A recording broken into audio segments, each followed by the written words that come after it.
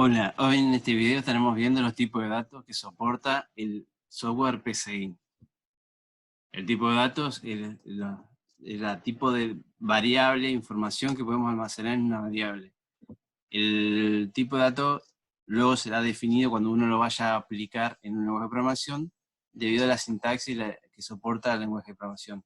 El software PCI soporta de manera establecida cierto tipo de datos. ¿Cuáles son estos tipos de datos?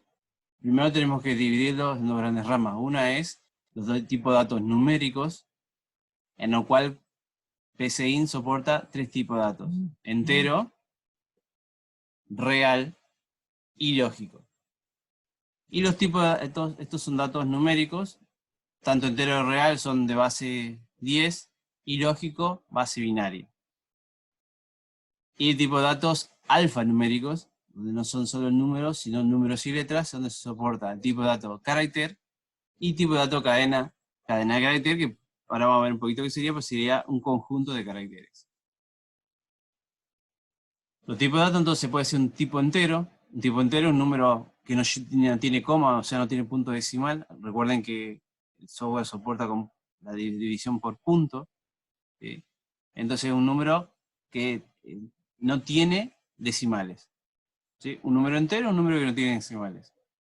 El tipo de dato real, PCIN soporta tipo de dato real, y estamos hablando de números que son números con coma.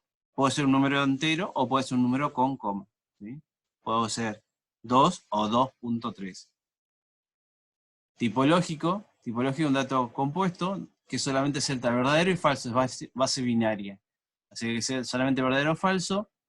Cuando yo lo quiero ingresar, puedo escribir la palabra verdadero, puedo escribir la palabra falso, o puedo poner verdadero, B y F directamente, o 0 y 1.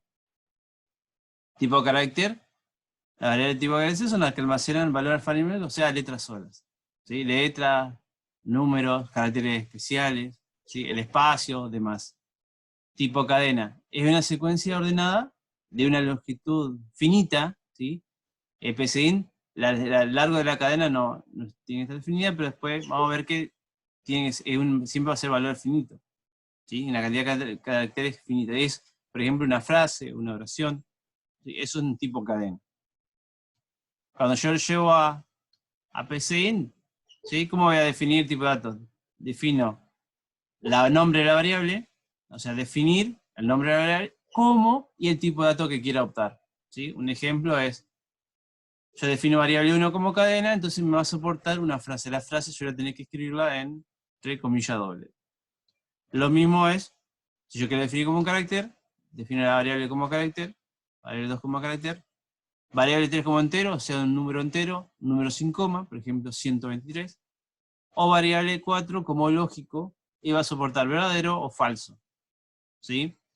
Y variable 5 como real, ahí estaríamos soportando números con coma, 1.3 en este ejemplo.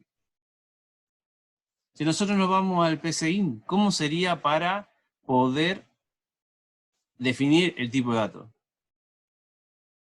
Si yo tengo el diagrama de flujo de datos, si yo no defino la variable, PCIN por defecto toma todos los datos como enteros, ¿sí? Agarro un bloque de proceso, lo introduzco, ¿sí? Y aquí escribo la definición. Definir variable como y el tipo de dato que quiero elegir. Por ejemplo, entero, ¿sí? Tener cuidado en las variables tipo carácter, tipo lógico, que acá no se escribe el acento, ¿sí? La palabra va escrita sin acento, ¿sí?